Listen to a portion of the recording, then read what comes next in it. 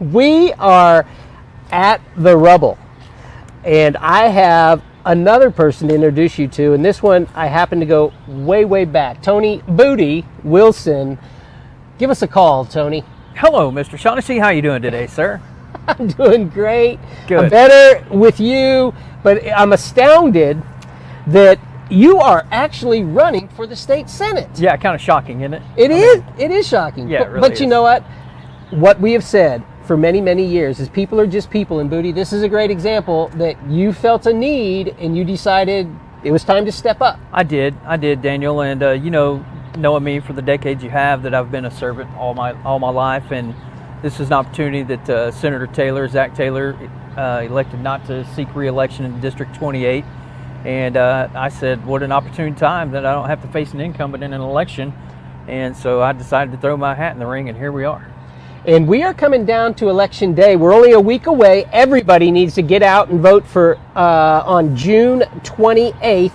Now, many of you might not be able to vote for Tony, but many of you might be able to vote for he or his opponent or anybody that you choose. But Tony, you're in blue today, which means you're running in the Democratic primary. I am running in the Democratic primary. I've been a Democrat ever since I registered. It was the party of the people then, and was the most compelling side for me as an 18-year-old. And my grandpa was a yellow dog Democrat, so he made sure that I was a Democrat. But the party lines have shifted. Now they're shifting back. They waver from time to time. And right now, especially in Oklahoma, it's very red, and it's tough for me in my district as a 29% Republican to Democrat vote. And everybody thinks I'm crazy, and you already knew that. So it kind of fits of what we're doing here, Daniel. But I just feel that we have to take.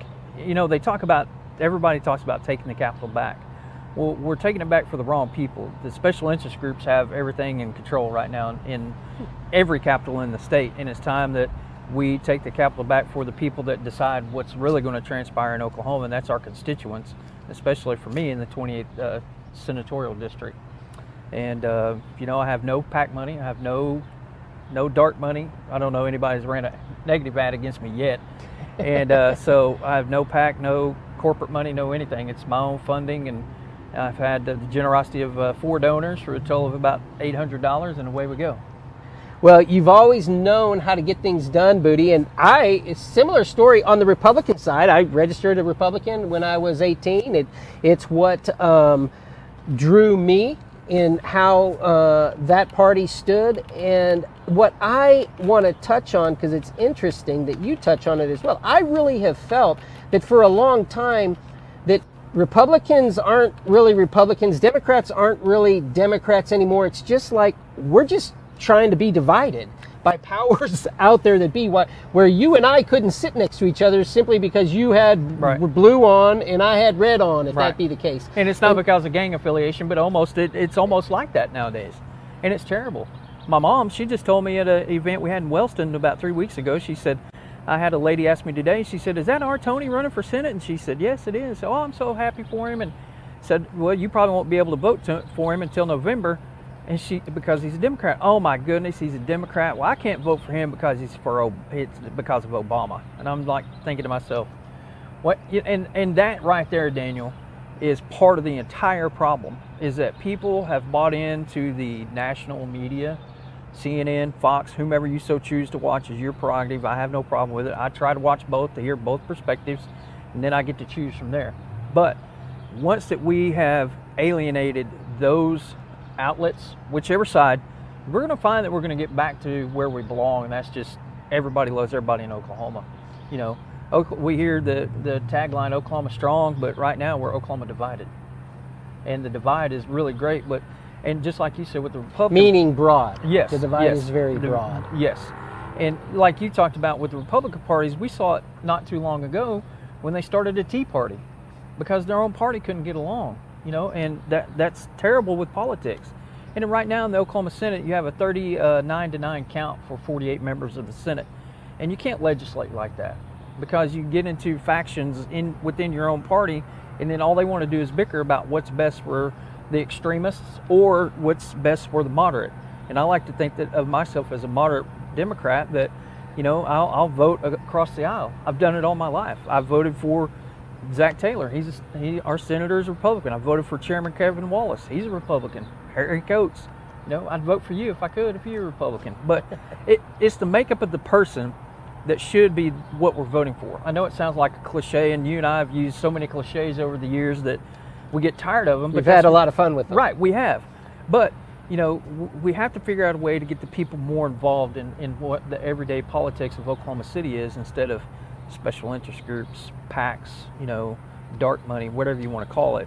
Because we as ordinary citizens can't compete with that to try to get the attention of our legislators. Now, we're very fortunate in District 28 that back when Danny Morgan and Harry Danny. Coates were our state senator and representative, they started a legislative breakfast where they would come throughout the district during the course of the session and give updates of what was going on in Oklahoma City.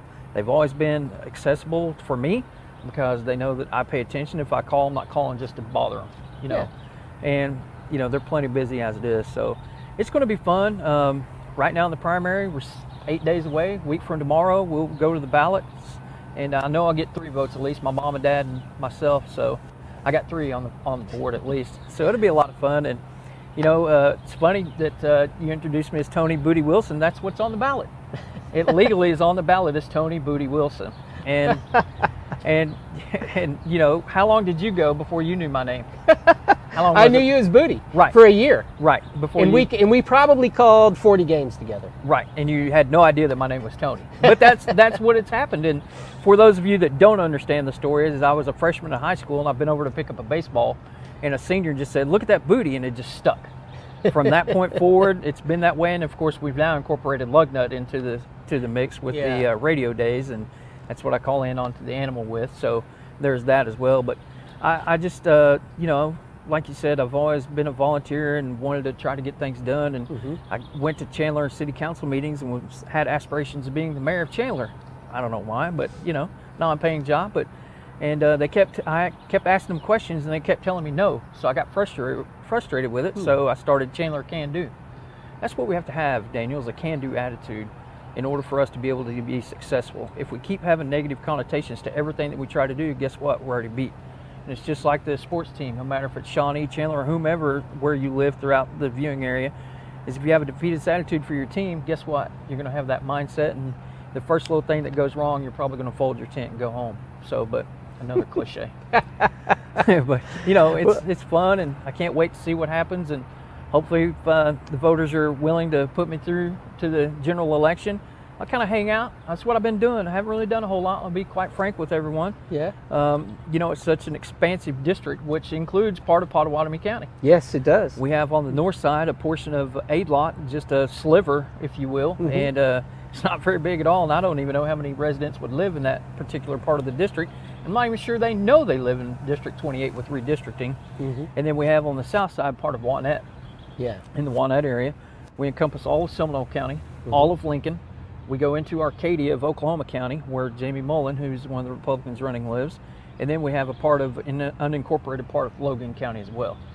So it's a very big, broad, and a lot of area to cover, and a lot of people to see. And right now I'm just kind of, doing this funding of your own. It's not, I don't have the availability to go out like the others do, and running 2 businesses is, time consuming as well. So. But you are one of us out there doing what you believe in. You've had the unction, and you followed the unction in order to run. And for that, Tony, I want to say thank you. Well, and I appreciate that, Daniel. And I know that it's tough, and I was back and forth, and deciding whether I wanted to run or not run. I know this is the monumental task for me as a Democrat. When I started first voting, as you as well, as you're a Republican, the Reds weren't very populous. I mean, it was just the vice versa, where, now you have people that are changing party affiliations that have been 4 or 5 term incumbents in local offices, county offices, or even, hardly anybody files. And that's part of another reason that I filed, is I was just tired of giving the Republicans our seat. I want to be out there and make some noise at least. Whether I get beat 80-20 in the general election, which is very capable of happening in my district, they know that I was there, and they know that I represented us, and what we did. And really and truly, we're not all far off. I mean, and that's what I hear. I mean, it's us and them and those kind of, but in the vernacular that has to be used. But that's not your heart. And I think that that's not most of Oklahomans' hearts. There's a lot of loud, powerful voices that are like that. But for the majority of people working every day on Main Street or out by the interstates, I just would like my voice to be heard and understood. Here's the way I see it, and I'm going to use my hands as a demonstration. You know, this is Republican or Democrat, and this is Republican, okay? Mm-hmm. These are the Pelosi's and the AOC's and everybody else to the far left. They're the ones that are getting the most TV time with the most voice because they are more radical than whomever else. Mm-hmm. Over here to the right, the Jim Jordans. You know, he's always the one you see on TV almost all the time, giving everybody over here fits, where they're giving him fits. I mean, it's a back and forth. But and really and truly, it's this space right here in the middle that you encompass, that I encompass, that these people can have a voice, but it never gets heard because they're not creating controversy. Because that doesn't make a lead at 6 o'clock national news or 6:30 or whatever time frame it may be. And that's what we just got to cut out. I mean, so if somebody wants to create controversy with Tony Booty Wilson, he's more than capable of talking his opinions, and we'd like that to happen. Just go ahead and make comments down low. Not that we like controversy to happen, but we certainly like dialogue. And Tony, I'll respond. Out of the rubble, you know, that we're about meeting new people, because as we meet people, we reduce the fear that people have of one another, and I think that creates positive relationships. And today, hopefully we introduced you to a few new people. My friend Tony Booty Wilson. Thank you, Daniel. I appreciate you having me. Thank you very much.